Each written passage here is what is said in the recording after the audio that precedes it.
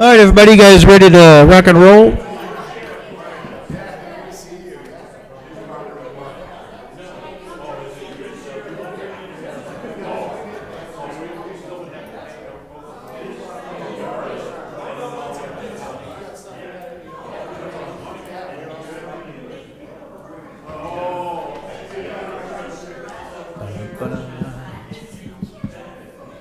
What did Mr. Rourke used to say? Places, everyone. Smiles, smiles, everyone. Places. All right. Oh, yeah. He was here earlier. We'll wait for JR to get hydrated. All right, he's going to pledge from there. All right, if we could stand for the pledge. I pledge allegiance to the flag of the United States of America and to the republic for which it stands, one nation, under God, indivisible, with liberty and justice for all. All right, thanks and welcome. Kathy, if you could do a roll call for us, please. All right, Saban. Present. Partisan. Here. Here. Here. Here. Here. Here. All righty. Steve Benarsak is here to open us in a prayer.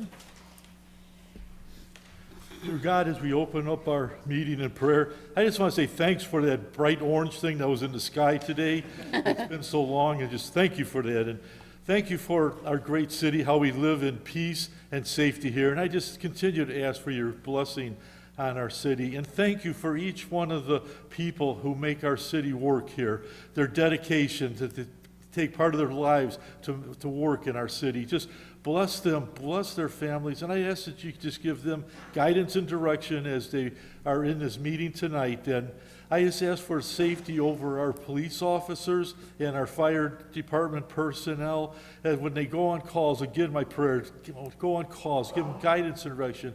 Just keep them safe, and just give our leadership in the police department and the fire department wisdom, guidance, and direction. And again, thank you for everything. Amen and amen. All right. Amen. Thank you, Steve. Appreciate it. All right. Liaison reports. Anybody got anything they want to discuss? Go ahead, Jay. I don't want to discuss anything. I just wanted a question. I'm going to have, I guess, Ben. I was going to have Brent talk about it, but I'll have Ben. This whole 9th Street Bridge, I don't think anybody was aware of it. So if you could please give us some information about what's going on with that project. It's so the 9th Street Bridge, even though most people don't realize there's actually kind of 3 pieces there. There's a small bridge that crosses the railroad tracks between Route 53 and a piece of land. There's a bit of a road, and then the high-level bridge that we all know of. It's basically the same route, but when IDOT contacted us just a few weeks ago, we weren't aware of it either. They're going to be doing some changes there. They're going to be taking out the median, which is closer to Route 53. They're going to be doing some resurfacing and some bridge deck repairs over there. Most of that work, intensive work, will be on the far west side of the bridge, so it's not the whole high-level 9th Bridge, I guess is what I'm trying to explain.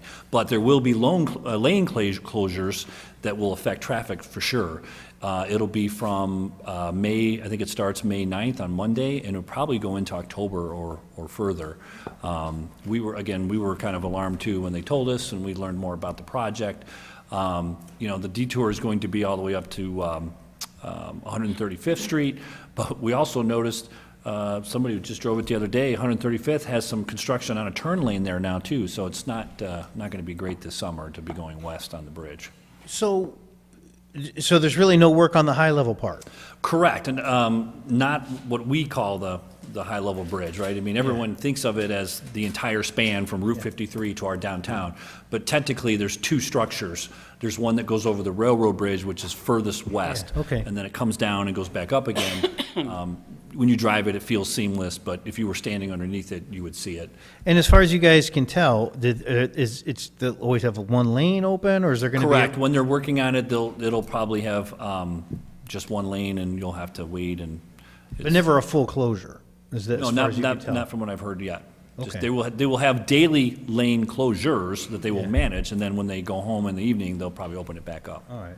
Well, again, because Jay and I were talking about this earlier, and we just thought, like, if it's ever going to be shut down, is there things we can do with our 10th Street stuff that we can coordinate with it maybe, so they're not shut down, then we're shut down. But it sounds like it's never shut down Yeah. completely anyway. Shouldn't be. Well, if you guys can really keep a close eye on it, like, just stay on them. Like, what's the schedule? We really want to know what's happening and when, because if it helps us with timing any of the stuff we're doing, if it makes sense, just, I think it's really going to show the need for that other high-level bridge that we've often talked about. There's only 2 other crossings in the displays, right? 135th in Romaville and downtown J-Town, and so that's pretty far. well, and I can give you, I'll jump in on, it's your liaison report, but it's kind of what you do anyway with the construction. We are having an upcoming meeting with the county on this. I mean, the high-level bridge has been just goofy in the last year with the county like losing interest in pursuing it and thinking that it's a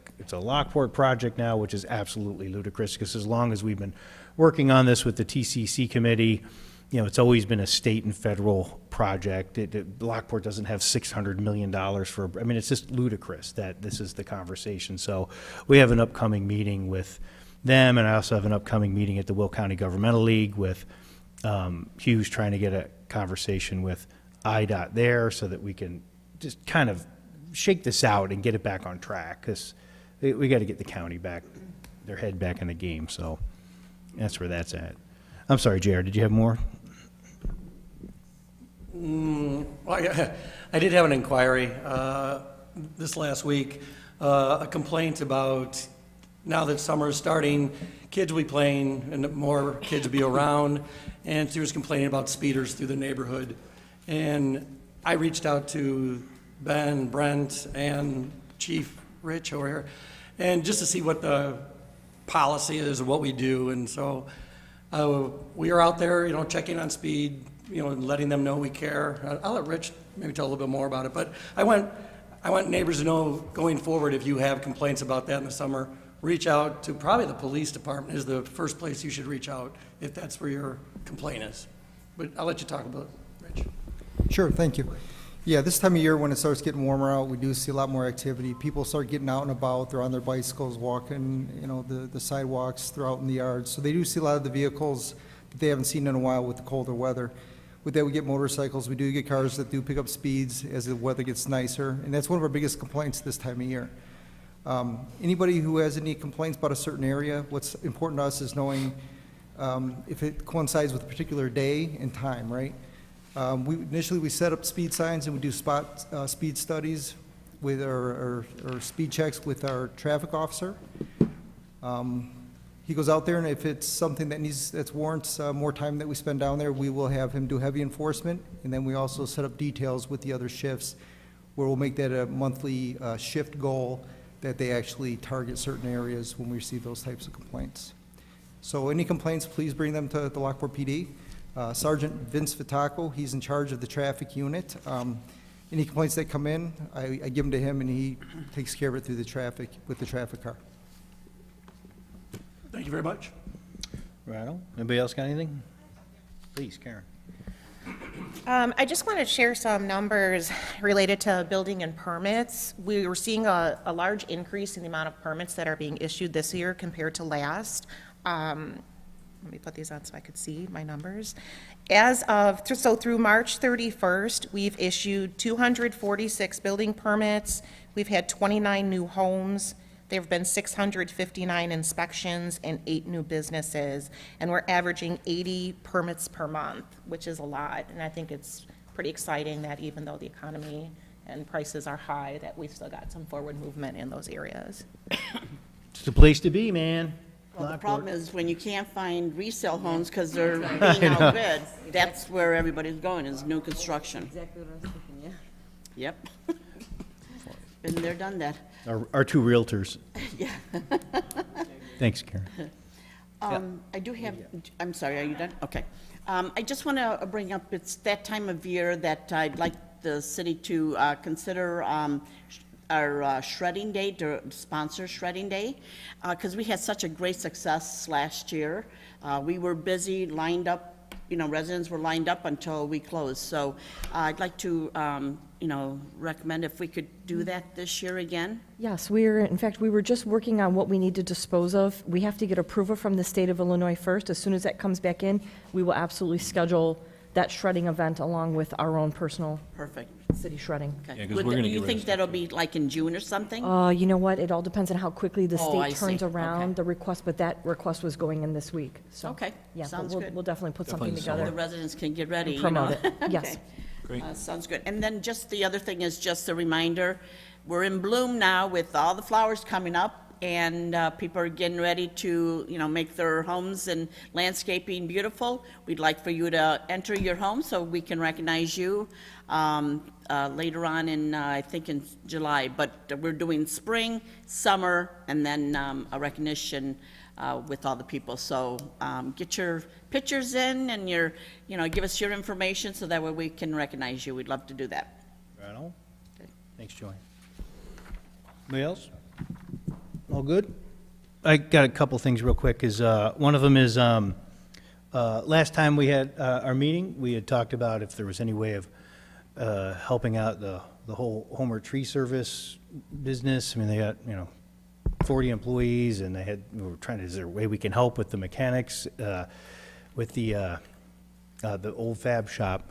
So we asked staff to look into it, what's possible, what's not. So they looked into it and found ways to, I think, make it work. But Homer Tree got back to us and said that they appreciate us looking into it, but I think they got a handle on it with their old building. So appreciate that. I know it makes businesses feel welcome and that they're part of a community when, or at least willing to take a look at things. But they got it handled, so it's all good. So, but thank you, staff, for looking into it. But I think it also was useful anyway, because we're still trying to figure out how to rehab the building anyway and make it work, so. Yeah, it got us going faster, actually, and we're getting bids to replace the insulation and fix the roof, so we'll be bringing something back to the council in short order anyway, so. Okay, sounds good. And then, next, Bob McBride's in the house, so he's gonna come up to the podium and talk about some things with demographics and forecasts, and I appreciate you coming out, Bob, and giving us this update. Absolutely. And I hope this isn't, certainly is not death by slide, okay? So, and really what I would invite you to do is just, ask questions, things that might come to mind, building permits very much on our mind. I've been in a number of meetings, both in Homer Glen and certainly in Lockport with Lance, just about development. And obviously, we're very keen, our Board of Education, very keen in development. So Bob McBride, Superintendent Lockport Township High School. I see some of my Rotary friends are here as well, some, Lockport parents, things like that, and some good colleagues. I cannot let this opportunity pass by and not thank you as a council for the intergovernmental agreement to establish 2 school resource officers. I could probably do a whole separate presentation on why that really aligns with the National Threat Assessment Center that we follow. That's actually the Secret Service on school safety, and that decision on your part is one of the most astute things that you can do, and I really appreciate the partnership with Chief Orang and Lisa and Ben and Sonny, just it's been a couple months hammering that out with us and getting to a place. So I really wanted to say thank you so much on behalf of our board. So demographic forecast, and this is a forecast, not a projection. In this business, demographers make a difference, and we interviewed a number of demographers. Actually, my last meeting on March 16th, 2020, before we rolled up our building, was with Jerome McKibben, who's a demographic firm we eventually worked with. And this was a project, all 7 feeder districts, and Lockport Township High School, primarily led by us, because obviously those feeder districts have a strong connection with us as well. When we began down this route, we barely understood what was coming our way, and certainly a forecast was well in order, because we've gone through 2 very difficult years as a country, as a local town, as a school district, and knowing what's ahead of us really makes a lot of sense. Difference between a forecast and a projection, and I'll get into it just a little bit in the slides, but a forecast is just like a weather forecast. It looks at current conditions today and future conditions to try to predict what might happen. Many demographers that we work with in the school space, you might work with as a city council, will sometimes do a projection, and what they're doing is they're looking in the rearview mirror, looking backwards at populations, in our case, school populations, and saying, well, that population in kindergarten, first grade, second grade, and third grade predicts what in 10 years. We actually selected a demographer who uses a forecast model. And one of the most important things that is distinct with what Jerry McKibben does is he looks at housing. Most demographers look at your school-age population to look at future trends. He looks at housing. So let me get into it, and if I am not doing okay on the clicker, Lance is going to help me out. Just to give you a timeline, March 2020, we actually selected McKibben Demographic Research to be our demographer after looking at a number of different organizations. We set a timeline. We were expecting in September 2020 that we would see the U.S. Census roll in, and it did roll in, but as you probably know, it had significant problems. Jerry McKibben called me and said I would not feel ethical doing a demographic forecast for you with this data. We waited until the corrections in January 2021. But even in the correction phase, many demographers were saying this data isn't ready for prime time, and didn't really feel like the U.S. Census data was ready until about October 2021. So we had to restart this.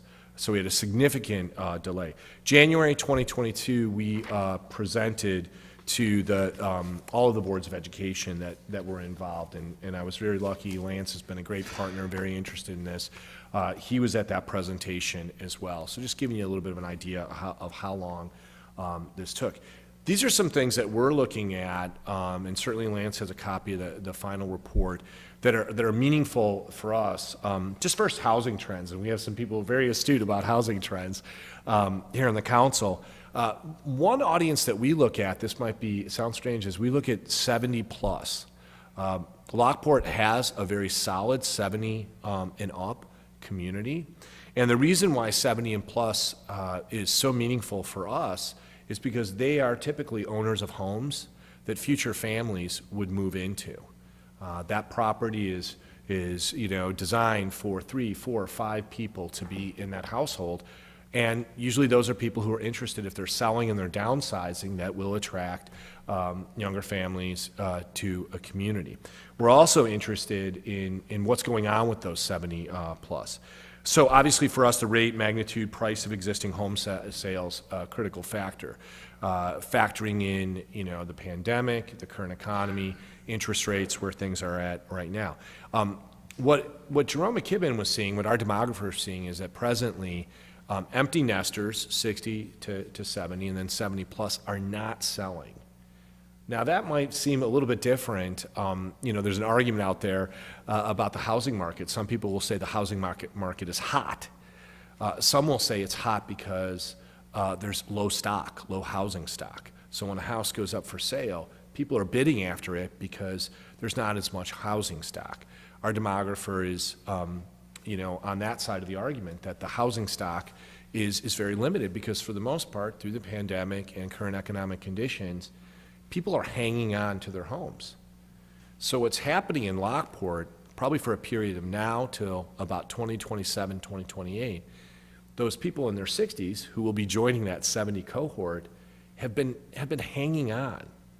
And what that's building up is housing stock that one hopes is attractive to families. That's what we hope happens, right? And so, back to the forecast, we're looking at current and then future trends. So right now, and kind of looking out over the next couple of years, what this forecast predicts is that there's a flat rate of in-migration from families. So that has us thinking, how do we as a school system make our school system attractive? And I think you're also thinking as a council, how do you make Lockport attractive? And actually I think this demographic forecast confirms at least a number of things that I've seen that you're doing as a council and a number of meetings that I've been in that in my mind confirms your direction as a city. some of the things that you're thinking of. And I'll just make a mention of that in a moment. Really interesting, just advancing the slide. Let me make sure I got that. There you go. Just something you should know, back to your point, Mayor Stride. Jerome McKibben has been involved in demographic studies and forecasts for 35 years. And he said a very striking thing at his presentation. The outmigration in Lockport in particular is about 4%. And he said something that stunned a number of us. He said he's done 1,600 projections during the pandemic, and that outmigration is one of the lowest, not only that he saw out of those 1,600, but out of his 35 years. I just came from a superintendent summit, superintendents all over the country, and they're talking about in their communities outmigration of 20%, 25%, 30%. So 4%, which is really a very natural migration, is something I think for you to be very proud of. People are staying. It might not be opening up housing stock, but that's a sign of satisfaction. And where is that 4% coming from? It's mainly coming from 18 to 24-year-olds, which we look at as a sign of success for us, because we hope, right, that when we graduate students from our high school district, they are going places, right? That they are going off to maybe a college, or they're going off to the military, or going off to work. They're doing exciting things. Actually, 18 to 24 is most of that 4% outmigration. You would expect that. And there's a little bit of that 70 plus who might be downsizing or thinking of a retirement. But this demographic forecast also confirms that many of those 18 to 24-year-olds come back here.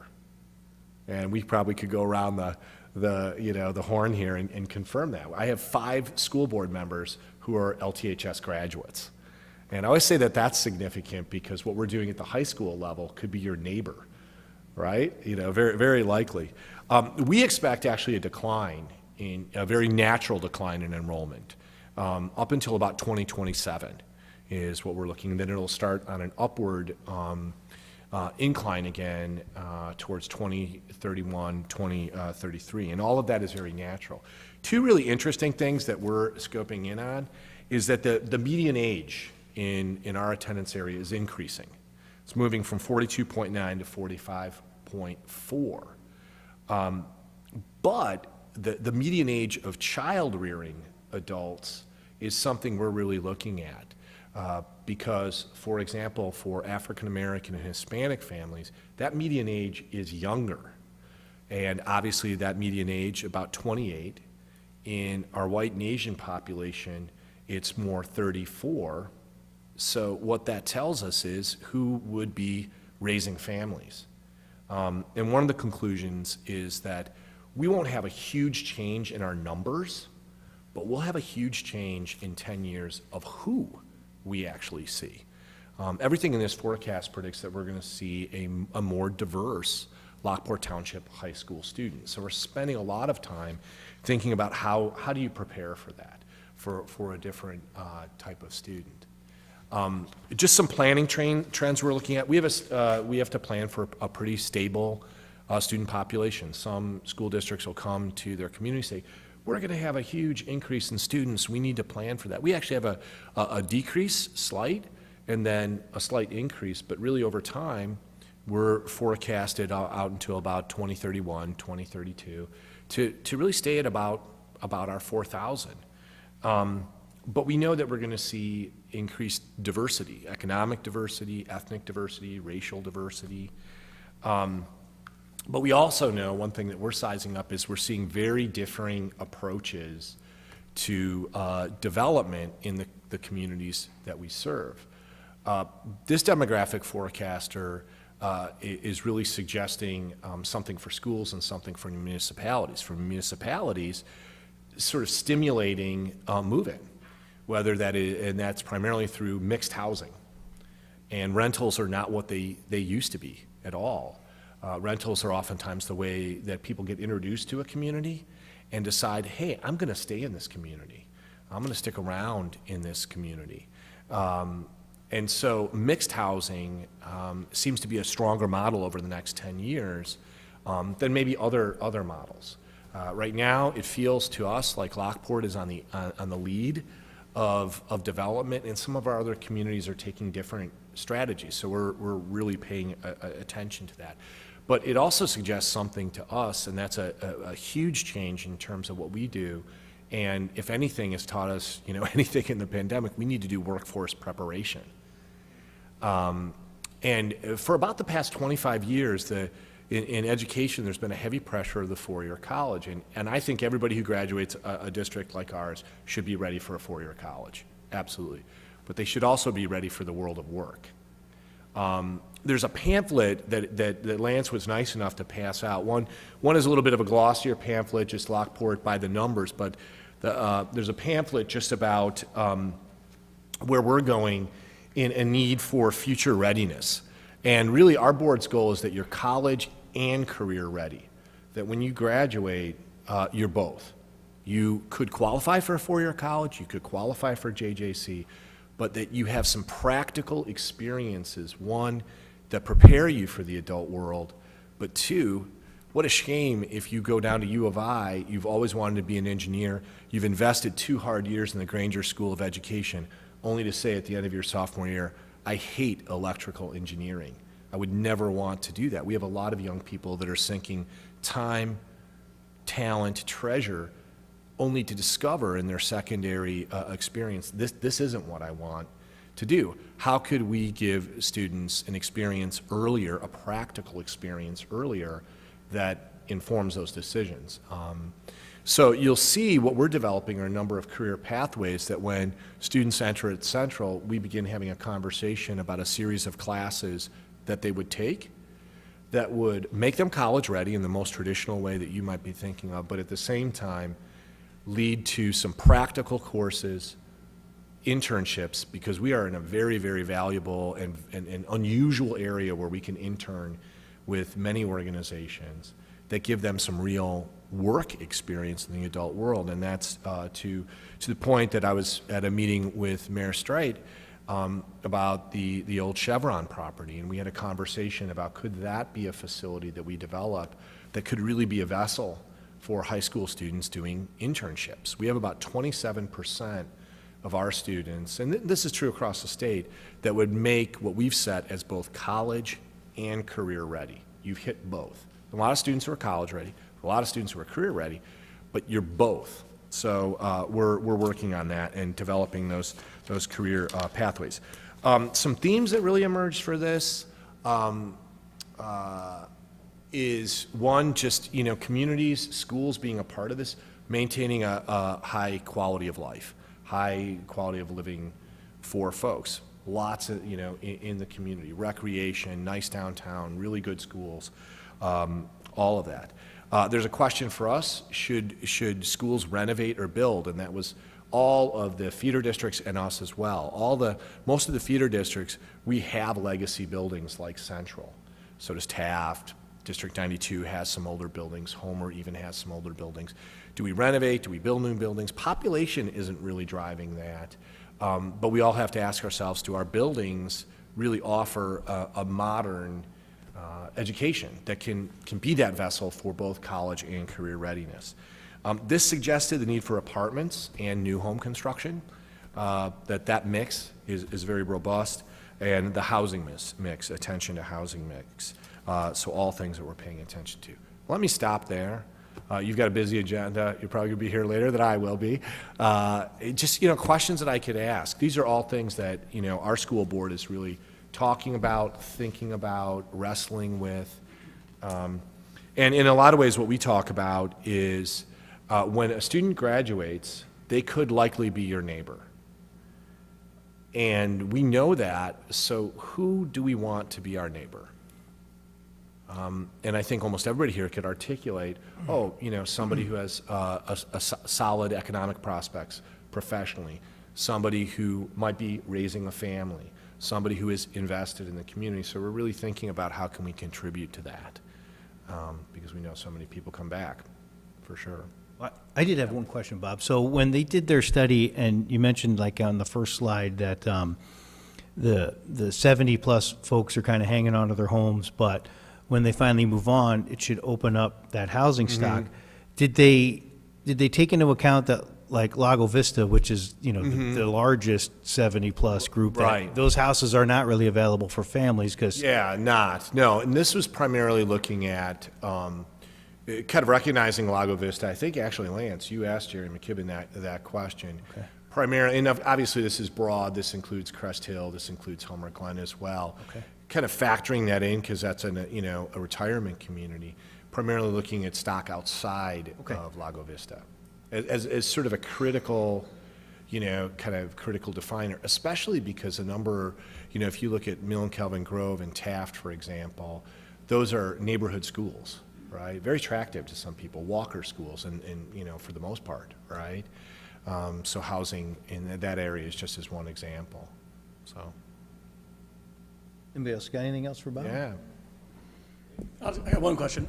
So how do you look at, do we need to talk to you about like new subdivisions like Silo Bend, Serenity? What role does the council and we need to play with you if you're predicting to be flat or something like that? Yeah, it's right now the immigration is flat for the next couple of years, but we're probably going to hit a point, at least this forecast predicts, about 2025 to 2027, where a couple things, you hope a few things happen. Interest rates return to where they are now, they're climbing. Economic conditions change. We're out of the pandemic.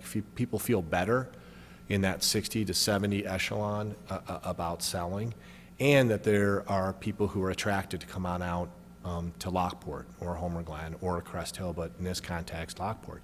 So you're really blessed because you have a great staff.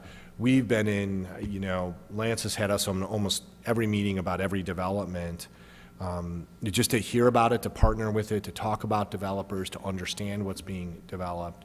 Probably for us as a school board, the most attractive thing that we think Lockport is doing is mixed housing.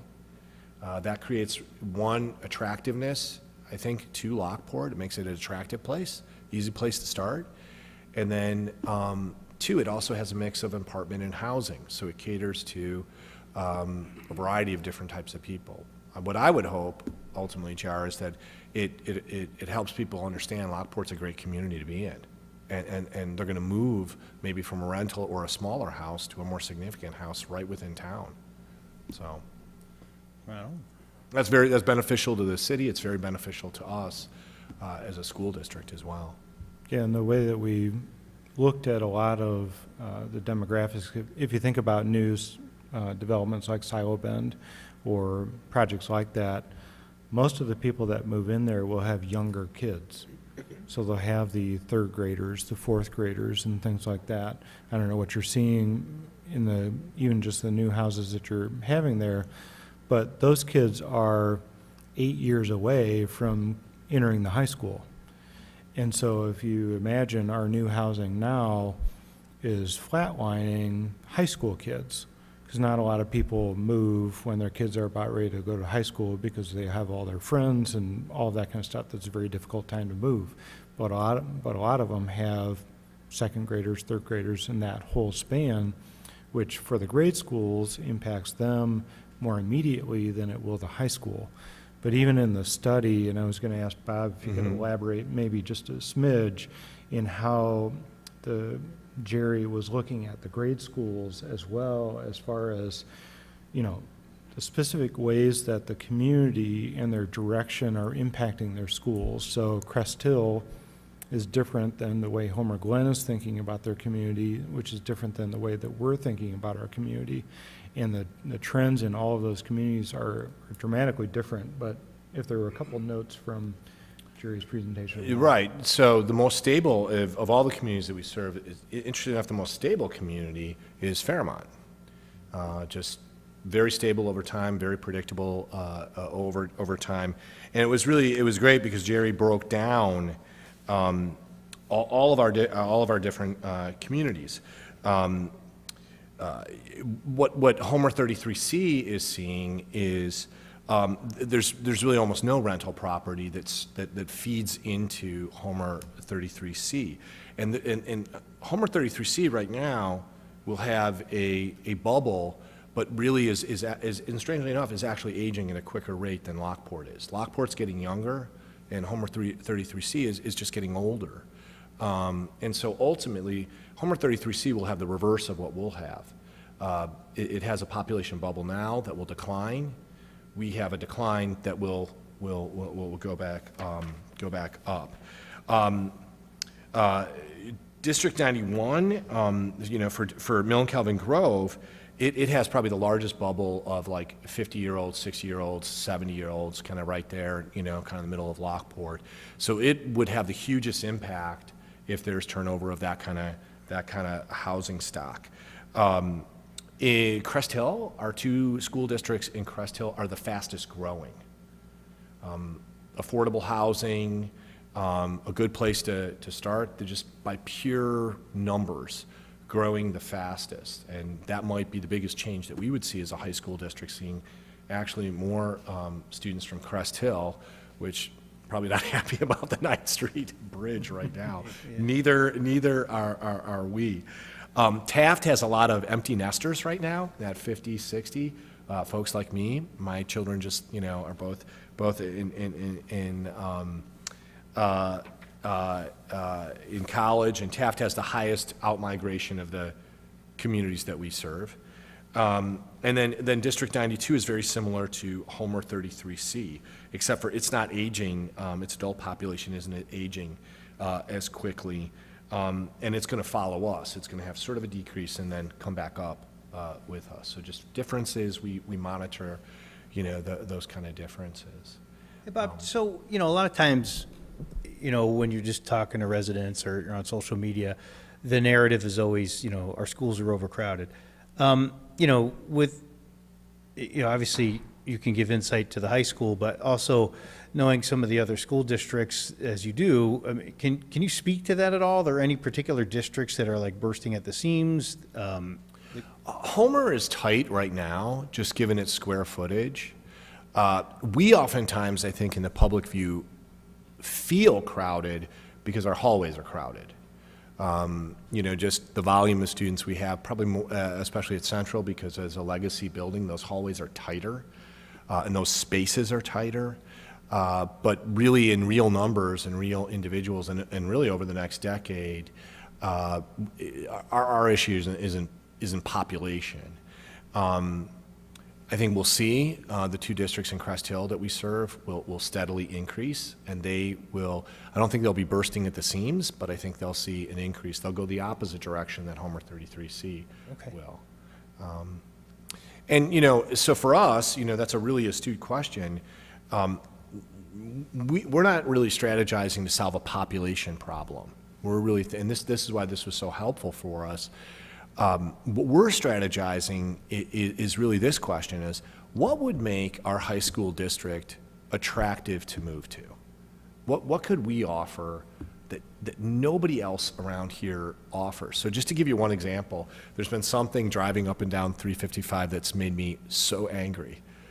I see getting off little white buses from School District 214. And you might wonder, what is School District 214 doing up here? That's, you know, that's like Arlington Heights, Elk Grove Village, Buffalo Grove, Mount Prospect. Why? Does anybody know why they're here? I have no idea, man. Is They it a are here rhetorical because question we you're ha- going to answer? Yeah, we have one of the, right in our backyard, we have one of the best aviation mechanics programs in the country over at Lewis. And there are anticipated over the next 10 years, 6,000 aviation mechanic jobs. And so they have a program where they partner with Lewis. We do too, starting next year, because students could graduate high school, get into Lewis's program. They are having a hard time keeping students in the 4-year program because they're getting snatched up. But those are jobs that start at about $85,000 to $95,000 a year with solid benefits, 401ks, and longevity in that industry. It's not going anywhere. And those are the type of things that if we can build that up, partnerships with Lewis, partnerships with Silver Cross, partnerships with Citgo, I think we can offer parents something that you can't find anywhere in this area, that you're college and your career ready, which makes our district, our high school district, more attractive, and obviously makes the city of Lockport a more attractive place to have your students. If we can offer something that just isn't offered anywhere around here. So. If you don't mind, Bob, I will I want to use that as a little bit of a segue, so. Sure, Because yeah. this is good, because we're still on liaison reports, right? It's our longest liaison report ever. But, Yeah, I'm sorry I'm elongating. no, it's good, man, it's good. This is Apologies. really super, I'm just kidding, it's super important stuff. But when Bob had mentioned it earlier about a conversation that we had about the Chevron property, so let me just give you an update on that. So originally, when the feasibility study was done, it was done with CL Enterprises. They're the folks that did Tangled Roots, but they have stuff all over the Midwest they're very interested in. So they were part of that feasibility study. JJC was. So we got back together now that Stantec is kind of coming to its, and that report should be coming out soon. But the high school was able to attend this meeting too when we all got back together. And some really good ideas came out of it, because, we were looking at ways to have JJC down there with their culinary division, if they had like a permanent building where they have, the multiple kitchens for their students when they graduate, to have a place that kind of is an affordable place for them to open things and has this kind of destination food thing. JJC, that was kind of their kind of take on this and what would be good. We had always talked about a maker's park where there's accessible and affordable spaces that people could build, and we've been looking at how to do it modular instead of like trying to build a $50 million facility right all at once that people can buy and put it on there as they go. And that was always great, and we always liked, we've talked many times about makers and autonomy and individual people making stuff, and kind of the vision had always been about like, oh yeah, this will be great because, people can go down there and see folks working, get interested. But the reality is, as we were talking, that like, look, if there may be 3 people making bicycle frames, they don't want to talk to some student, right? They're like, dude, I'm working here, right? So we talked about, can we reach out to businesses like Panduit or, Julian Electric or other businesses that are nearby and get them to be part of these spaces with the knowledge that, like, look, is there something you guys can do off-site that makes money and is practical, but is attractive to have, is also a recruiting arm, right? That that 3 times a week or twice a week, the high school who maybe has a space in this building down there, they will go in and, the kids can actually see what's happening, and that's part of their mission, and that could really be attractive because we find that, businesses are having a hard time attracting people. A lot of times, as Bob mentioned in this conversation, is like, a lot of times kids don't even know what's available. They don't even realize that that's a career, but actually maybe seeding this maker's place with some established businesses, with satellite places that double up as recruitment, and that feeds into, again, making programs that our high school has that are really attractive. So, Right. It's kind of some stuff that we're pursuing, and Lance and I are trying to reach out to some of these businesses to see if we can all bring them into a meeting and see if that's even interesting to them. So anyways, that's kind of an update on where that. Right, and our board supports that vision, because what Steve is talking about, so it's so difficult. Christina's a business owner. If I say, Christina, how prepared are the students working, for you? I doubt that she's going to say, oh, they've got great ACT scores, take an AP class. She's going to speak to their ability to be fluid in an adult and a business world. And sometimes where we have a difficult time as high schools is finding those places where students can get real work exposure and exposure to adults and what adults do that all of us were doing all day long, right? And that's where that could be a real vessel for that. And you just don't see that. I don't know of a community in the Chicagoland area that has something like what you just described, Steve. And I think that only helps Lockport as, wow, this is a place, it's the place to be, as you said. Yeah. Right. All right, good. Well, has anybody else got any other questions for Mr. McBride? All good? Bob, thanks so much for. Oh, of course, anytime, you know what I mean? My phone number, my phone is open to you, my email, my, office. So, yeah, thanks for your partnership. Really, really appreciate it. Very good. Cheers. Yeah, have a great night. Thank you. Oh, and you need your. Yeah, don't walk off with our clicker, Bob. All right. Well, I think that's everything for liaison, so that's great. So why don't we jump into our next part? We got CA1, which is looking at the recapture agreement with JP McMahon. Right, thank you, Mayor, members of the council. So this would be approving Resolution 22049, approving a recapture agreement for JP McMahon LLC, which is seeking reimbursement from benefited properties for a water main extension. I do have a couple of maps, there you go. So this one just kind of shows you, if you look at the bottom of the map, you'll see the lighter blue water main that's actually goes down over to New Avenue by the Chevron Business Park. The darker blue is the portion that JP McMahon pulled it further north up to the gold box. You know, and as a home rule community, we've worked with other property owners. If you remember, some of the property owners brought water mains all the way over to ML Business Park and the Tom Smalls property, and they had recapture agreements. So basically what a recapture agreement does is allows a reimbursement to a property owner that other property owners would be able to benefit from, right? So if they want to connect to our water system, they will have to pay our regular fees and to connect, and they would have to pay to bring the water main further north or to their location. But they're also now being requested to share a prorated share of the amount of money that JP McMahon spent to bring it to their property. Because again, those properties to the north are actually benefiting from the cost that the other company provided.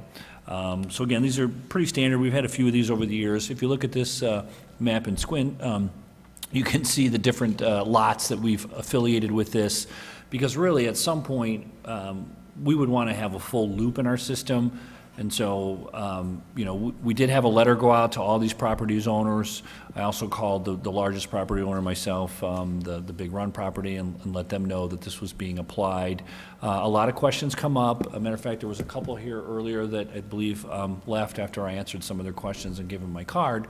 You know, because they got a letter saying you may owe us money at some point. But again, they don't have to pay if they don't connect. If they're on a well and they want to stay on a well forever, they can stay on the well.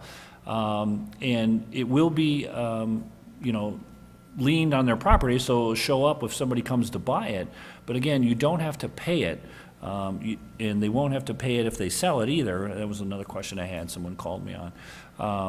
And again, it kind of lays there until they need our water. If they need our water, this company has the right to be reimbursed for a certain percentage of costs that they would benefit from, is kind of how we explain it. So again, this is approving resolution 22049.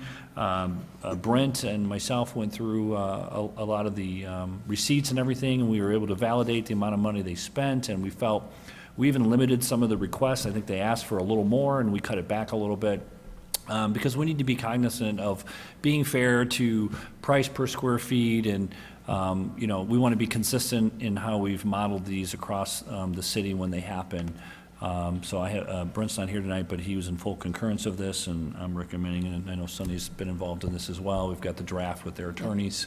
I believe JP McMahon is now satisfied with the language. So I think we're there. If there's any questions or anything I can answer for you on this one.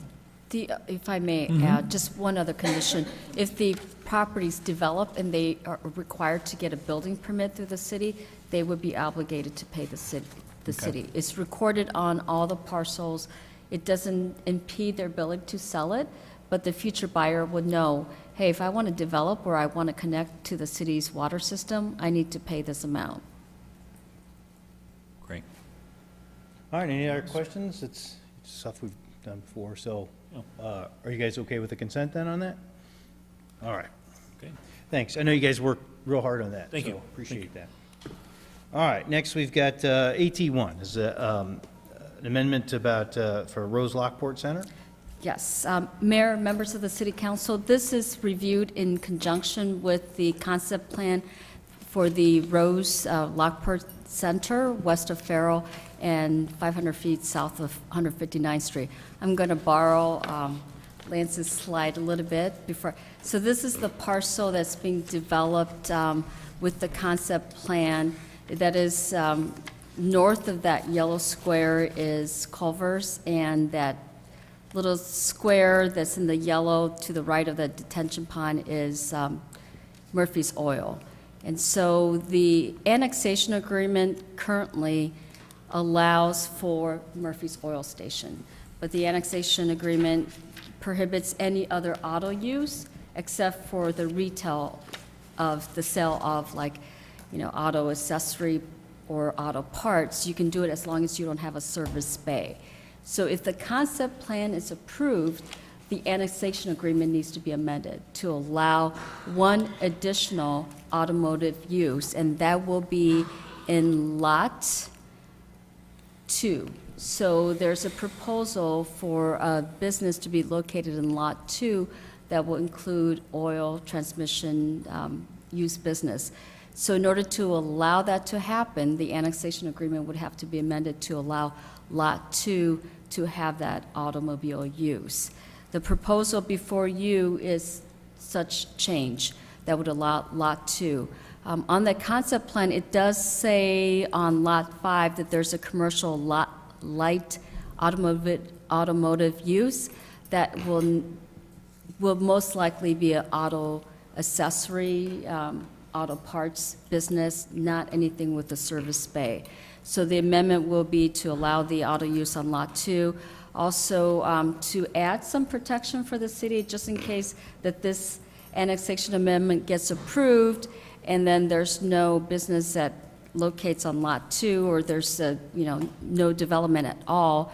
If there's no development within a year after the final plan is approved, this annexation agreement is null and void. So that kind of, protects the city from having a developer coming in and saying, we want to amend this, and then nothing happens. So that's the proposal, and the public hearing on the proposed amendment to the annexation agreement will be on May 18th. That's when the final vote will happen, and I would be more than happy to entertain any questions. Do you think it best if we listen to the concept plan too, and then kind of? Yeah, they'll actually be in conjunction, and I think at the city council meeting, we'll probably have the concept plan before the actual proposed amendment to the annexation agreement, because if the concept plan does not get approved, Sure. we don't need to amend the annexation agreement. No, I meant, but like in the next item, talking about the concept plan? Sure. Yes. Yep. Yeah. You guys want to hear the concept plan first before we talk about whether we should change the annexation? Okay. So why don't we just hear PZ1, and then we can Okay. talk about all of it, I guess. All righty. The applicant Diane Menza of Shelby LLC, who is in the audience today, has submitted an application for a formal concept plan review to include modifications to what has been formally called the Rose Lockport Center. It does include Murphy's gas station to the south. That was the most recent development that had occurred. This development was approved by ordinance back in 2016 as a part of ordinance number 16002. That included the annexation, the rezoning, the subdivision plat, and the special use permit for the PUD. The 2016 plans consisted of 5 lots with 4 commercial users. This new plan has 6 lots with 5 commercial users. And the extra lot, the gap lot, is the retention pond. So that is a lot by itself, which is why it's not 6 with 6 commercial users. The one lot's designated as the detention basin. The remaining lots are for mixed-use commercial development. That includes an office building or retail, or as Sonny mentioned, automotive retail, a la O'Reilly's kind of situation. It also includes 2 different QSRs, quick service restaurants. Those are shown on, I don't know why Sonny keeps flipping with me. Beat me to the punch. So lots 1A and 1B are the QSR locations. Lot 5 back in the back is that commercial, either retail or light automotive. And then as Sonny mentioned, Lot 2 is where the modification to the annexation agreement will have its most impact. That's where a potential proposed oil change, repair, not really car repair, but simple car maintenance would be located. Let's see here. Elevations and individual development proposals will come later once this overall concept plan and the associated documents to get it all the way to final development will be submitted. So if let's just say McDonald's wants to come in here or something like that, they will submit their own plans for a specific lot, just like we do with Popeyes and any of the ones that you've approved for Lockport Square. This is the exact same kind of situation. Plan and Zoning Commission heard this item at the regularly scheduled meeting on April 12th. They voted 7-0 to recommend approval of the concept plan. The conditions are really just our general conditions related to concept plans. The approval is good for 1 year, and that they acknowledge that our review is simply at a concept level and does not get into the details that would follow through preliminary and final development plans. So with that, I know that the applicant has a couple comments that she wanted to make. So if you want to come on up, Diane, if you want to talk about a couple things, you're more than welcome to.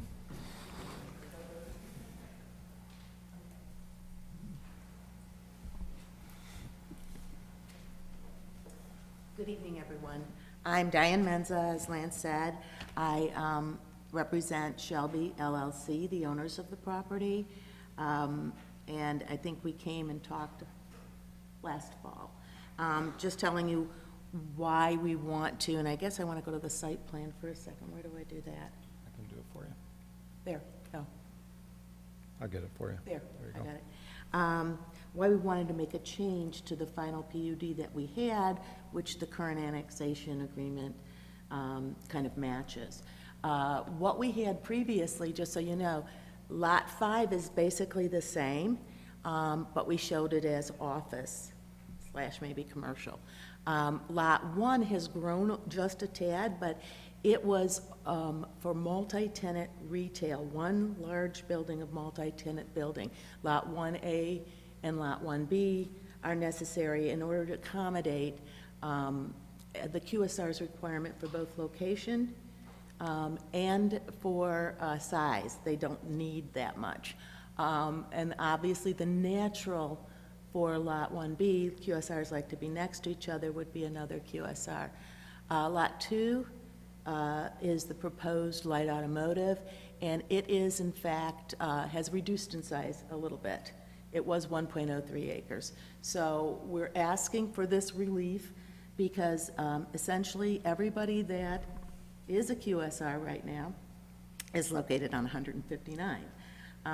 But we had some interest, and now I'm getting calls on my other sites in other locations, and there's some newbies coming along. So we're very much hoping that this will be an exciting moment for us in Lockport for once. And I have any questions you want. We've worked very hard with both staff, Lance, Kim Fields, Ben Benson, Sonny, all helped us work through this so that we could get the amendment to match what we want to do. And so if you have any questions, and I have Tom Siebert here, he's our architect, and he can either walk you through this if you need to have some idea of what we were doing here, and then questions can be asked. All right, questions, concerns, thoughts? Just point of clarification, QSR is a quick service restaurant, if you didn't know. Okay. Oh, I'm sorry. Yeah. All right. I thought that was sad. We're used to the vernacular, but they don't know. Anyway, just want to point out some of the differences that might have come up between the original amendment and what we have here now. With the splitting of Lot 1A and B into two separate lots, we actually have reduced the amount of impervious surface so that the detention area does not need to become larger. It's actually going to have a little extra capacity now, because we have more green space due to required setbacks between the different lots.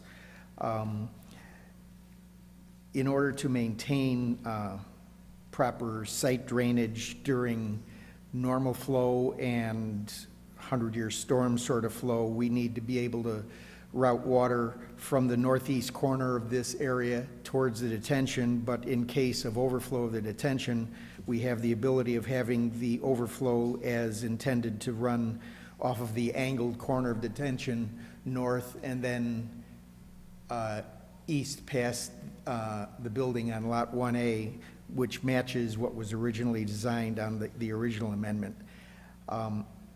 We also have the two cross-access driveways at the north end of the site. The one on the right would connect into the Culver site. The one on the left would connect into future development on the vacant property to the north behind Culver's. In order to accommodate those, we have a certain amount of slope that we're dealing with, that we can't exceed a certain slope for vehicles to get through conveniently, and yet we need to have enough height to maintain the necessary drainage pattern, so it probably will have a little bit of a short retaining wall at the north edge of that north line of parking to maintain necessary slopes. The entire site was and still is designed to accommodate fire trucks to get to any of the buildings on the site. We don't have that in this package, but we've gone through that with the planning department with presentations on that. And also at planning department's recommendations, we adjusted the alignment of our main access point at the northeast corner so that it aligns with the Jewel parking lot access, so it's a straight shot across instead of any kind of minor jog. So,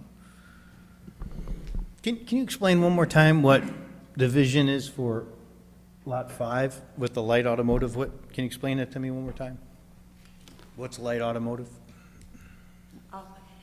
Anything without a service store, that's already permitted on this property. You're talking like a Pep Boys. Pardon? You're talking like a Pep Boys. Actually, O'Reilly's. Or an O'Reilly's. Yeah, Yeah, you something can't that have sells a parts.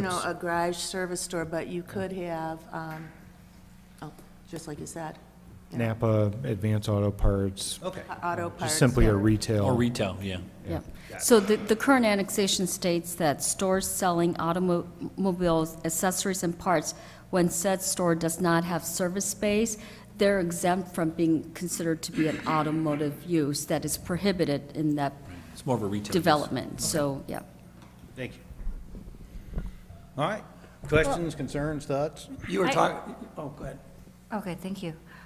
Just going off of what Steve asked about this, Lot 5, I know this is way in the future, but how does a truck get in there to do their deliveries? They actually, if they would come, if you see the road, just like a fire truck, that's what a truck could do, but they come down, can you point to it, Tom? And there's on the east side of that rear building on Lot 5, there's a little back parking area to the east side of the building. There's a means of providing deliveries at a door there. If it wouldn't be an overhead door, it could easily be a set of double doors large enough to handle deliveries of materials at that point, away from the front entrance to the building. Hey, Lance, when the housing development that went in just to the west of that came in, one of the things that we insisted on was a walking path so people could access businesses without always having to get in their car, and they could walk. It was walkability. Where would that come out on this map? If it is close, well, it about bisects the Lot 5 parking lot from the west. So if you look at the north-south dimension of that parking lot, it's about halfway in between. And that's something that we'll work with them on to connect those pieces as we continue down the path of preliminary and final. Okay. But that is something that we want to make sure it gets integrated into this. You know, in the short term, you know, as Diane would probably agree, Lot 5 is probably their most challenging site to sell. And so it may be a short-term, long-term kind of solution where we may be able to install a temporary connection pedestrian-wise through what will likely be grass for a while to link to those restaurants. But long-term, we want to make sure it's part of the overall circulation system. Okay. Can I ask, how do they get to Aldi? Is there a path there? No, because there isn't any way to get through your property yet. This was built, we asked for it to be built in anticipation of whatever gets developed here, that path would somehow incorporate so people could walk into whatever's being done here and quick quick service restaurant or walking down to Aldi Yeah, or whatever. so could it in fact be down at the Aldi side, not on their property, but along, Right. would that be a pathway? The townhome development doesn't go all the way to your south property line. So they would be cutting through people's backyards to get down to Aldi. So this is solely for the townhome development? Yes. Yeah, it's one sidewalk that can serve those 40 townhomes to just be able to access your restaurants, access your stores and everything else. And where we show our proposed access to that other is in that area where it says property line. Can the sidewalk be placed in that? It's not north of your property. So that's Silver Cross's property north of you. So the townhomes are directly west of you. Oh, I'm not saying Silver Cross on our property. They're directly west Yes, and closest to the Lot 5, correct. all encompassed. All right, we'll have to think We'll about how work to with do you. that. Yeah. Yeah, it's, I wish we have a known. couple Connection. opportunities depending on where that lines up. Yeah, So, it's pretty simple. that was new news. Yeah. Okay. You were talking about So drainage. thank you, Mayor, for bringing it up. That was new news. You were talking about drainage. Does this mean that Lot 2, Lot 1A, and Lot 1B are all being constructed at the same time? No, so Lot 1A, 1B, and Lot 2 will occur as there are purchasers to buy those properties. So if you think about Lockport Square, where all the detention has already been handled, and they don't need to provide detention on each individual lot, it's been handled regionally. This is the same kind of thing. So that retention pond that is there right now was designed to serve the entire development. And what the architect was mentioning is that with the new configuration, the impervious area is actually less than it was before, which just increases the capacity of that retention area in the back. Okay, so if Lot 2 is the only one that gets developed, are there any then fire concerns about having north access onto Farrell? Or they have the right just to go through Murphy and so? They have the right to go through Murphy's, yeah. Yeah, there's a cross-access agreement that would go all the way north to south, connecting through Culver's, all the way south through Murphy's into the Aldi parking lot. In time, as it is No, built? it will be in existence. I mean, I think your intent is to connect the two as you go north, so that the Yeah, if two we get entrance both Lot points. 1A and Lot 2, Right. that north-south would be developed. Their first exactly. targets are 1A and 2. Those are the two that they have received the most interest in. And so if you develop those two, that would link all of that front area via the cross-access through those lots. Is the current intention or interest in Lot 5 commercial light automotive? There's no interest in There's Lot no 5. interest in it. Okay. Yeah, which is why we were trying to It's see just an what interesting- else we could do there. Yeah, it's just an interesting lot, behind. It's an almost like an office building or something Well, like that's that, what we because it's really originally had, but they're- shoehorned in that yeah. area, where as a business owner, I don't think that would be my first pick Not as a of retail. exposure from, Right. you know, because you're not going to get anything from 159th, and from Farrell, you're going to have these other. Someday, these other long enough in the concepts. future, Silver Cross actually owns several of those lots on 159th, which that would potentially connect to. They have signaled that they're interested in selling a couple of those, and so you could potentially get a connection from 159th with development, but it's going to be some time still. And Diane, currently, there's no quick service restaurant that's like ready to rock and roll on this, just Jiffy Lube. Oh, no, we're much further along with Lot 1A, but not Lot 2. Lot 2, we're far along. We're discussing some things right now with them, but Lot 1A, we're much further along. They've asked us not to say it out loud, because we don't have a final LOI. We were working first on getting this site plan that met the staff's criteria, and it included the fire department, I think the police department reviewed it, a whole host of staff and entities reviewed the plan first, which is why Tom was indicating we had all kinds of truck route plans and things like that. And are we okay with the traffic flow there? I mean, we've just seen a lot of congestion right there. Well, Where? I I'm would- sorry, right? Yeah, I would, Within the property? Yes. Yeah, what we do, within a property, we do traffic control measures and signs, yeah.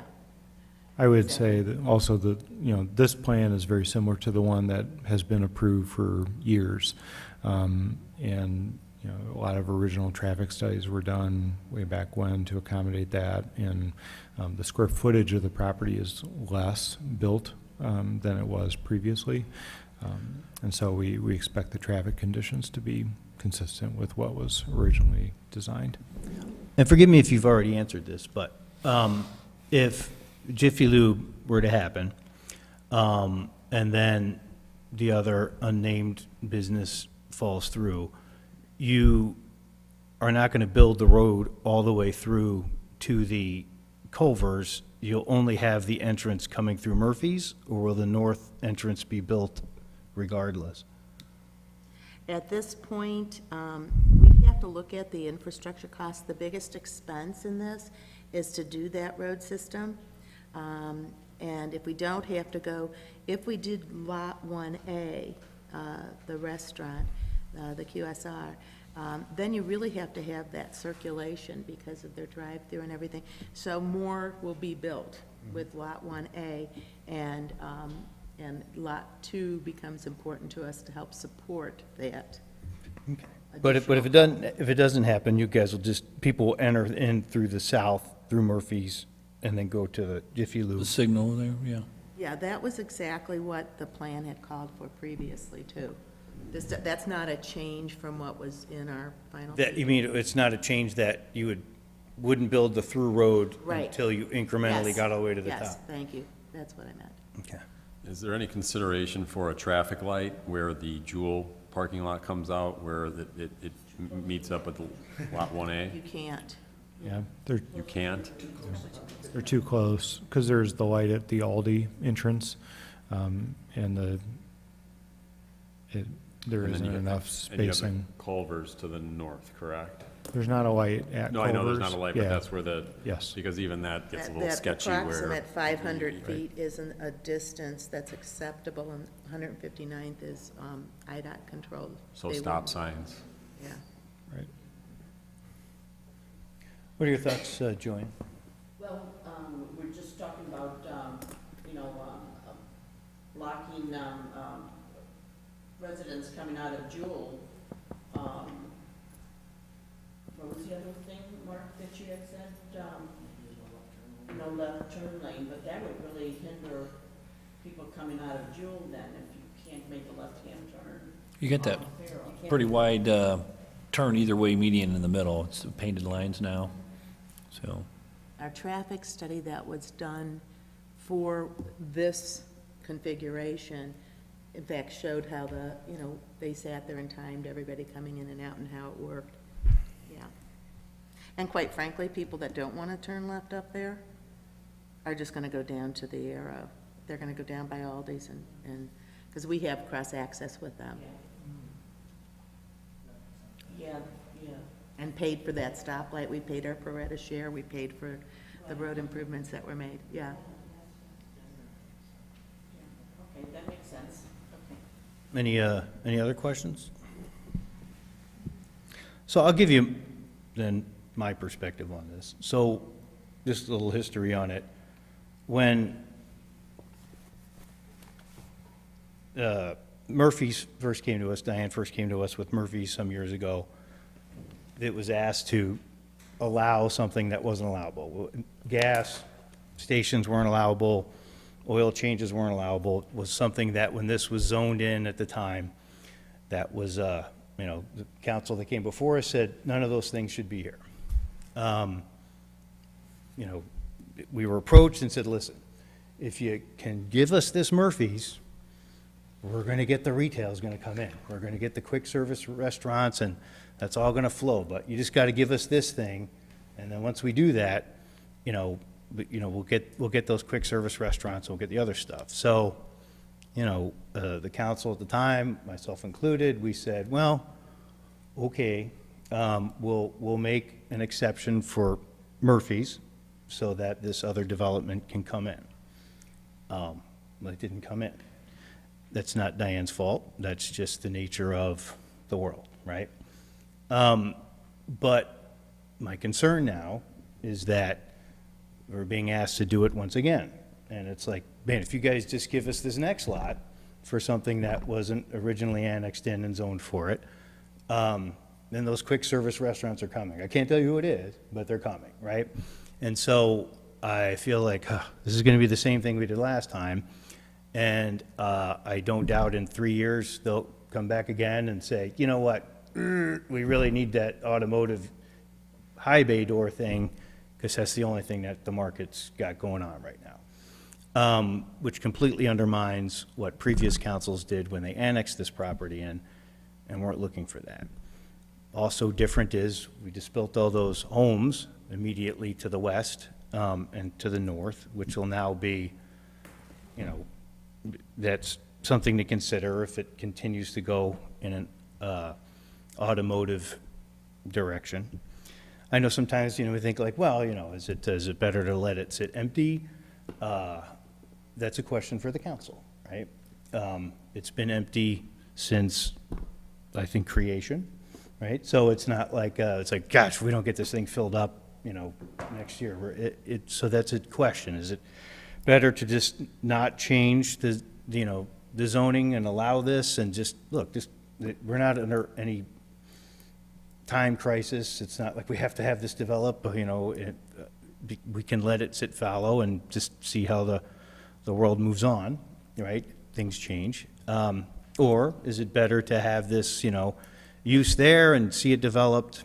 These are the questions for us to mull on for the next 2 weeks, right?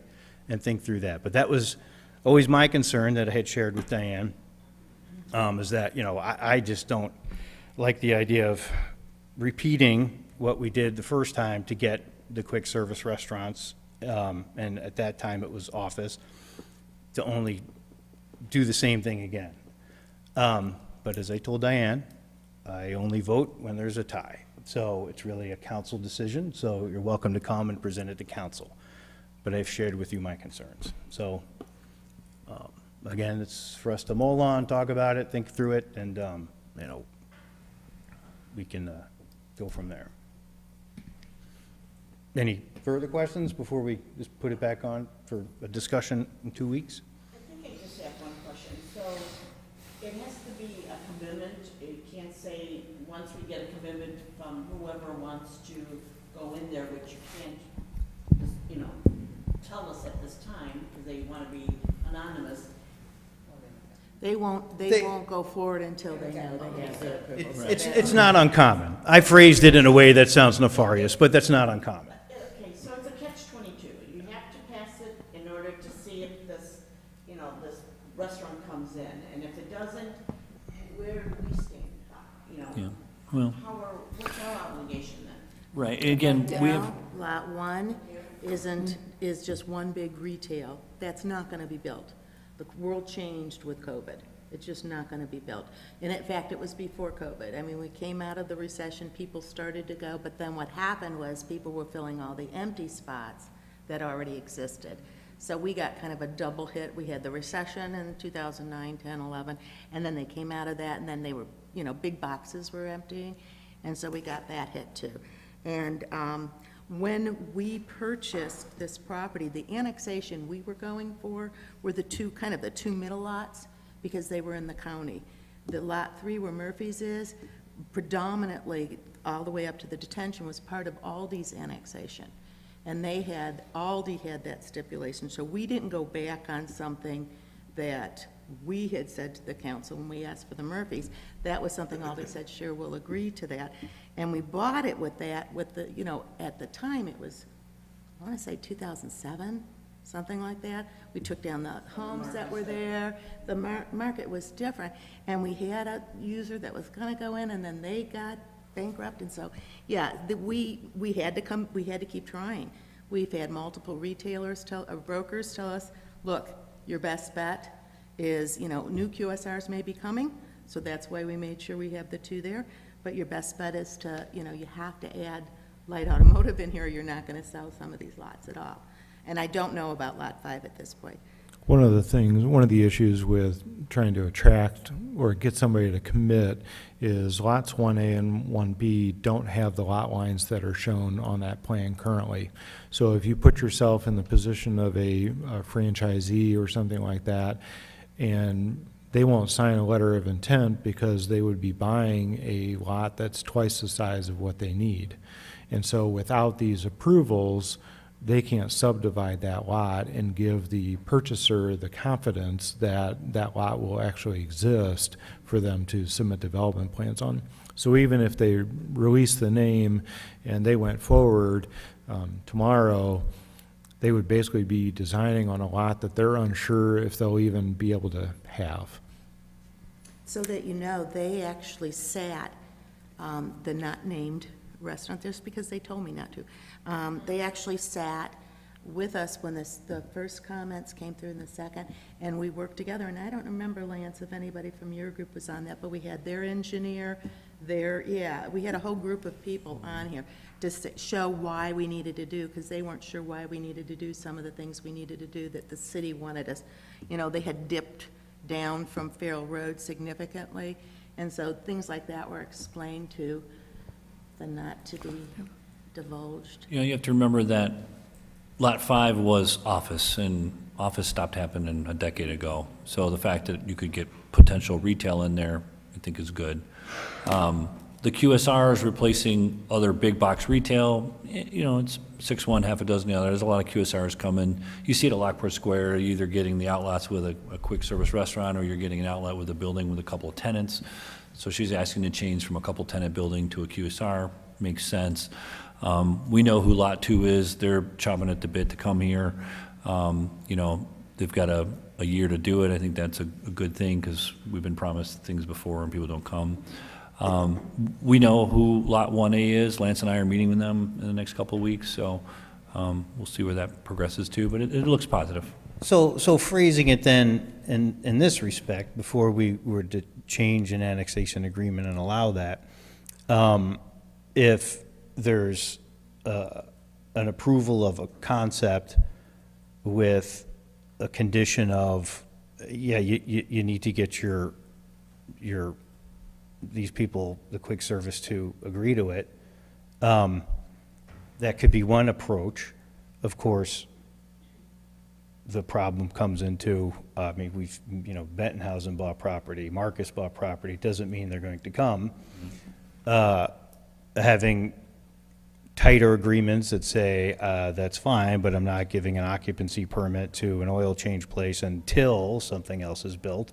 That's a harsher thing that, Rose would have to take a risk if they were willing to do that. If they felt that confident about their quick service, now the onus is on them to get it built, not us. Those are other thoughts that we could noodle around. These are sales. We're not the landlord, so we wouldn't be building. They have a building team. Oh, no, Do the infrastructure. that's fine. So, but they would, commit to their, They would still have to comply with the requirements. The other thing is that since the annexation is being opened up, you can add restrictions. Just because the current annexation agreement has retail automotive accessories and parts as allowed use, you guys could remove that. If there is any concerns regarding that Lot 5 being, turning into, automotive parts sales, you could limit that and take that off, because they're requesting an amendment, which means that you, as the city council members, can negotiate terms and restrictions on what could be in Lot 5, and also contingency on that Lot 2 will only be allowed for automotive use if there's a buyer of Lot 1A within a time frame.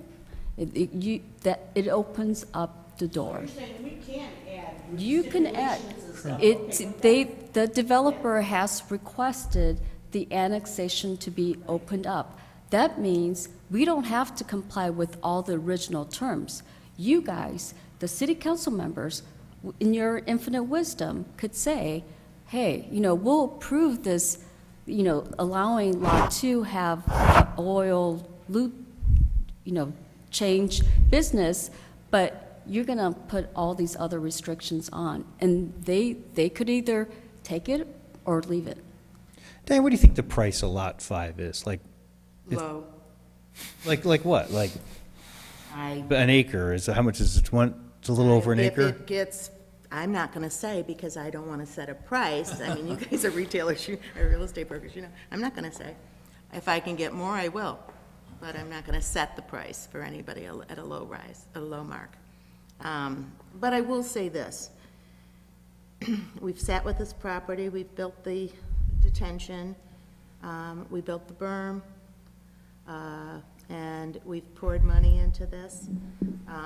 We also worked with Lance and Company and got rid of the aprons on Farrell Road. That was never a requirement at the time. They asked us to do it.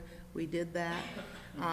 And to sit here with vacant property, we've told you, and we're requesting, as taxpayers, we've told you what the market tells us can be doable here. And it's really, the market is on that front row. I can't change the market. It's what their request, what's out there right now. And so Lot 5 is going to be a problem. We know that. We'll work with somebody on it. But the rest of this, you know, we've run it past several brokerage firms, and they say, yeah, we could work with that. So I want to say, and tying the two together gives enormous leverage to both parties, so that you know. If you say, you can't do this because of this, you've just kind of, they're going to turn around and say, well, we may not do that. Sure. And you remember, even a purchase contract has contingencies, which they have up to a certain point in time to either waive the contingency or say, no, we're walking away. So, you know, the more you layer on this, I just want you to take that into consideration, the more changes that are made, because these parties that we're dealing with, the two parties that we're dealing with, are totally conversant what currently exists and what we were asking for a change. Sure. So they knew that as we were coming forward. No, there's no doubt about it. Like, the more restrictions we do, it just really comes down to us as, like, you know, buildings like Jiffy Lubes or gas stations, they're kind of forever, right? They don't have other uses, you know, building downtown, or even O'Reilly's. I mean, that it could have 1,000 different uses over its lifetime, whereas Jiffy Lube's pretty much going to be an oil change place. It doesn't have a lot of flexibility and I think that's important for us to remember. This isn't just about, like, oh man, this is we got to get this developed. Diane needs a sale. Let's move forward. This is our community forever, right? And so, you know, changing it to accommodate this in the hopes that other things come along that, you know, because nobody's clamoring for, you know, oh gosh, we sure wish we get another oil change place, right? So it's not like it's a huge thing that we don't want to blow. It's more along the lines of the long-term viability, or the long-term, you know, usage of the property, and that's what our job is. Planning and zoning will say, hey, you know what, all this works, and if you guys want to change that, our job is to look at the decision of how the community goes and what the right direction is, you know, for the property, and so those are the things that we need to weigh. I want to add that Shell Oil is the owner of Jiffy Lube all the way up the chain, and they have approved this location. So they're committed to coming forward. In fact, we had given, I think Lance, Ben, and the mayor a year ago, March, we had given an overall presentation. They had some beautiful slides and showed, you know, how beautiful the buildings are, what they bring to the community days they hold, all of that they were also going to bring to the community, because they know they're not the favorite citizen. They know they have to do something more. And so, yeah, long-term, yeah, they'll be there for the long-term, because they have to get their investment out of what they're constructing. Right. They're not going to be able, as the mayor said, to sell it to anybody else, but another user that does the same thing they do and that has to comply and keep the property in the condition is that it is in, based on our CC&Rs, because that's what they all tie together. We have, you know, conditions for everybody to maintain, including the detention and the landscaping. So that's, you know, taking into consideration. I wanted to also add, you know, what Sonny said is, once the concept plan is approved. We have a year to get the final plan approved, and then a year from the final plan, and they could have happened more rapidly than that, but not more than a year. And once the final plan is approved, we must construct. So infrastructure, things have to happen on that property to make this happen. Nobody is in that kind of long-term thinking right now. They were pushing for, well, why can't we get approval by, fall, so that well, that's not your process. Your process takes longer. You digest this, you go through the process, and that's fine. But, right now, we have to kind of convince, Panda and Jiffy Lube, we have to convince them, this is gonna take longer. This is gonna, did I just do it? I'm looking at the building and thinking, yeah, that's, sorry. Well, strike it from the record. Well, I personally actually think that the Jiffy Lube is a service that we need here. We had the Master Lube that now recently changed hands, and obviously they must be making money if someone bought it, because it's worth purchasing the business. And I know a lot of people that are going to Homer and Lamont because they have those types of services. So once again, let's keep it in our own community. And I think it's a good idea to start gravitating people and retail that direction, and let them know that, like, I love Murphy's gas station. The lady in there is always super nice, and it's clean, and their gas prices are good. So get people over there to realize that, hey, there are some things over here. So I don't think that I've ever been to the Culvers, because I never go that direction. So I actually think that I think it's something that will work well. And we just had Bob in here, and it's interesting because he was saying, the kids coming out of school and being career ready, this could be a facility where kids can get a part-time job after school, right? Mhm. So it's kind of, when you look at community-wise and maybe some opportunities, what Bob was speaking about. Right, that's how I knew Homer had a Jiffy, because I knew tend to, yeah. kind of interconnect. And by the way, Diane, I was asking about the price of Lot 5 because staff knows me well enough. Just talking out loud, right? You want to riot? Is that, I don't see it ever getting developed.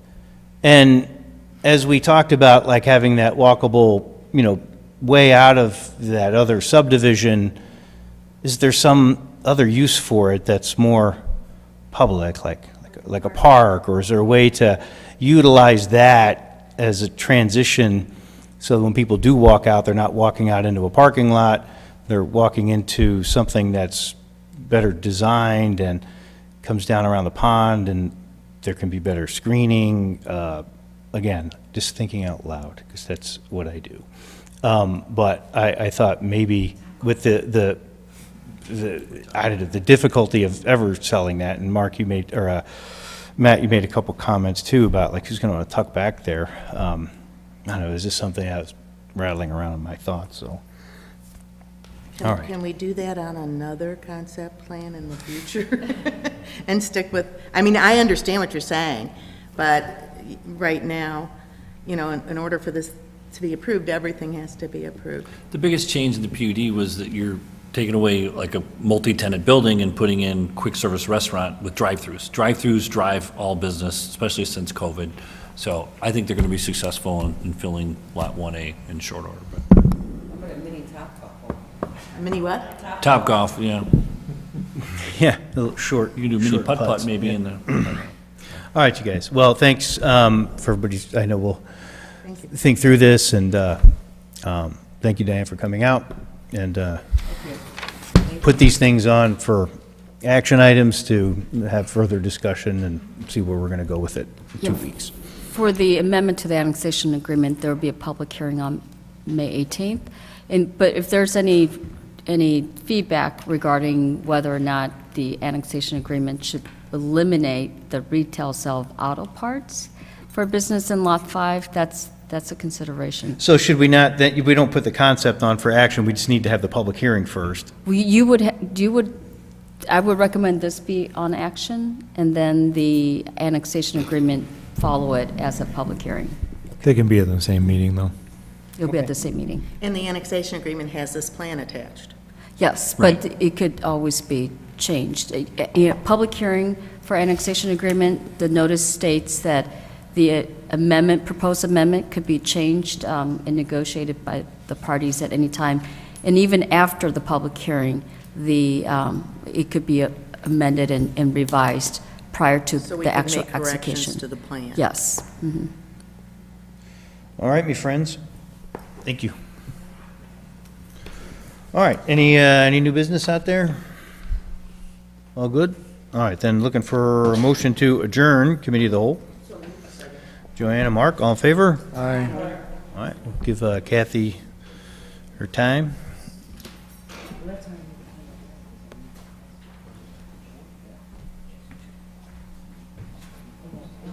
I'm following.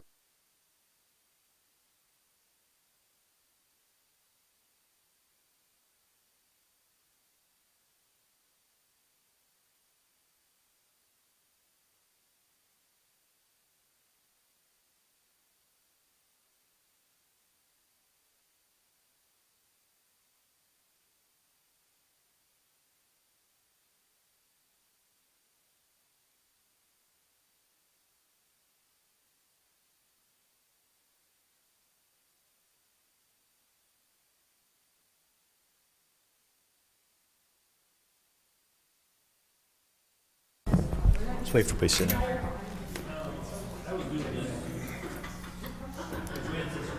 down. Was that what you were doing?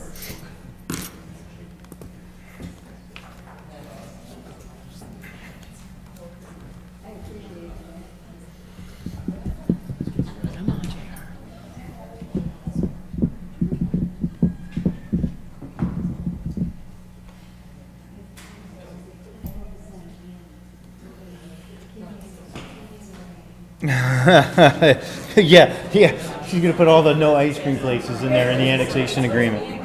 Yeah.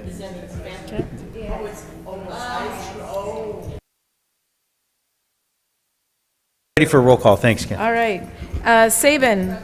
Bartleson. Here? Lobes. Present. Bergbauer. Here. Galogly. Here. Schreiber is absent. Karas. Here. Kostecki. Here. We have a quorum. All right, looking for a motion to have a consent agenda. So moved. All right. Oh, man, Mark and I think it was Renee came out first. So all in favor? Aye. Sorry, was I wrong? All right. Looking for approval for Committee of the Whole meeting minutes from April 20th, regular City Council meeting minutes from April 20th, our payroll period ending April 17th, our bills through April 26th, and a request to declare items as surplus, Resolution 22043. All right, nice. When you're ready, Kathy, do a roll call, please. All right. I'm on it. Saban. Yes. Bartleson. Yes? Lobes. Yes. Bergbauer. Yes. Galogly. Yes. Schreiber is absent. Karas. Yes. And Kostecki. Yes. Motion passes. All right, so then we get two police commissioner appointments that we're going to do 1 year and a 3 year so we can stagger everybody out. So first is looking for a motion to approve John Weiss for a 1 year term. Renee, Second. second by JR. Any questions, concerns?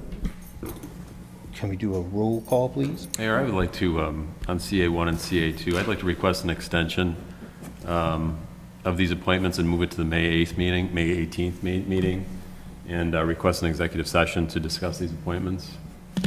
Why don't you make a motion to, Maybe a continuance? So there's already a motion and a second for the approval of CA1 Resolution 22-037. You can make a motion to amend that motion to make it a motion to continue. And then that needs to be seconded, and that motion to amend needs to be voted on. sorry, it's a little cumbersome, but Sorry. that's fine. So the motion would be to continue CA1 and CA2, correct? Correct. Okay. And is there a second? Yeah, I second. Okay. And so that would be the motion to amend the original motion to continue. So it's actually amendment to that motion. Okay, so there's been a second to then, not to push them off 2 weeks, but just to renege them? Yeah, The original it'll be motion. just to whether or not to amend the original Okay, motion. amend the And original then motion. there'll be Okay, a so second the- motion. all to in favor of amend. that? Yep. Aye. Any against? Okay, so now we're back to square one. Well, actually, then it's actually the amended motion to continue the matter. That will be by roll call vote. All right, so we're good. So now we'll do a roll call. So this is basically going to tell us that we're going to push this off for The next meeting. next May meeting. 18th, We'll have yeah. an executive session for discussion. All right, so can we do a roll call, please? This would be amended motion to continue the CA1 and CA2. So roll call vote on that. Who made the first and the second? It was actually Karas and Bergbauer. So a continuance means it's still on the council agenda, basically? Yes. It'll be Okay. for May 18th. Okay. All right, so roll call for that, please. Just roll call. Your clerk is Yeah. confused. All right.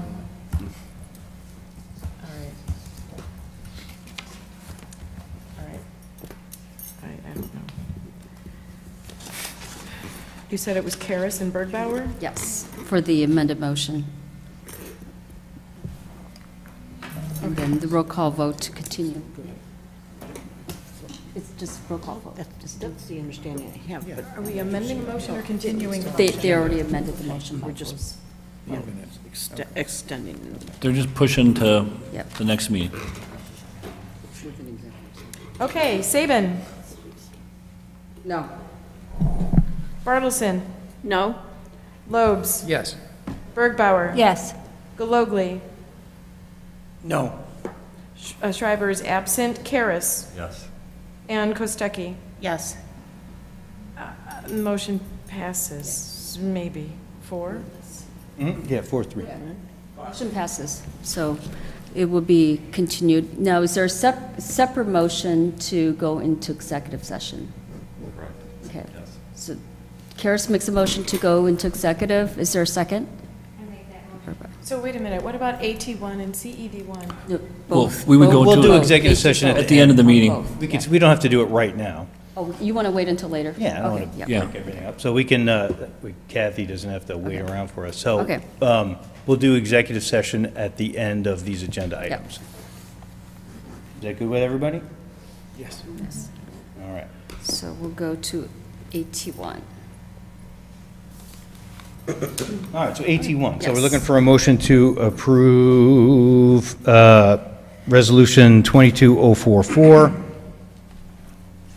Looking for a motion on that. Mr. Loeb's report. Do I move myself? I So guess, moved. yeah. So So moved. Second. Christina and JR. All right, any questions on this one? All right, we'll do a roll call, please. Saban. Yes. Bartleson. Yes? Lobes. Yes. Bergbauer. Yes. Galogly. Yes. Schreiber is absent, Karas. Yes. Kostecki. Yes. Motion passes. All right, next, we're looking for a motion to approve resolution ordinance amendment to the updated impact fees that we talked about last week. So Resolution 22048 and 22010, to update these. Oh, so moved. Mark? Second. Seconded by Karen. Can I offer one comment? We'd like to request that these be enacted on July 1st, 2022, just so that it's consistent with our budget year and, Do we need to say that in the motion, then? Well, actually, it's both the resolution and the ordinance. I believe I put in July 1, 2022. perfect. So that's, All right. Then we'll do a roll call. Saban. Yes. Bartleson. Yes? Lobes. Yes. Bergbauer. Yes. Galogly. Yes. Schreiber is absent, Karas. Yes. Kostecki. Yes. Motion passes. All right. Lastly, we've got, looking for approval for Resolution 22042, which is an IGA between the Road District, Homer Township Road District, City for getting Farrell done. So looking for a motion on that. I'll make that motion. second. All right, Christina, Renee, may I have a roll call, please? Saban. Yes. Bartleson. Yes? Lobes. Yes. Bergbauer. Yes. Galogly. Yes. Schreiber is absent, Karas. Yes. Kostecki. Yes. Motion passes. All right. Looking for a motion to go into exec session. So moved. Second. All right, all in favor? Aye. All right, we'll go settle up next door.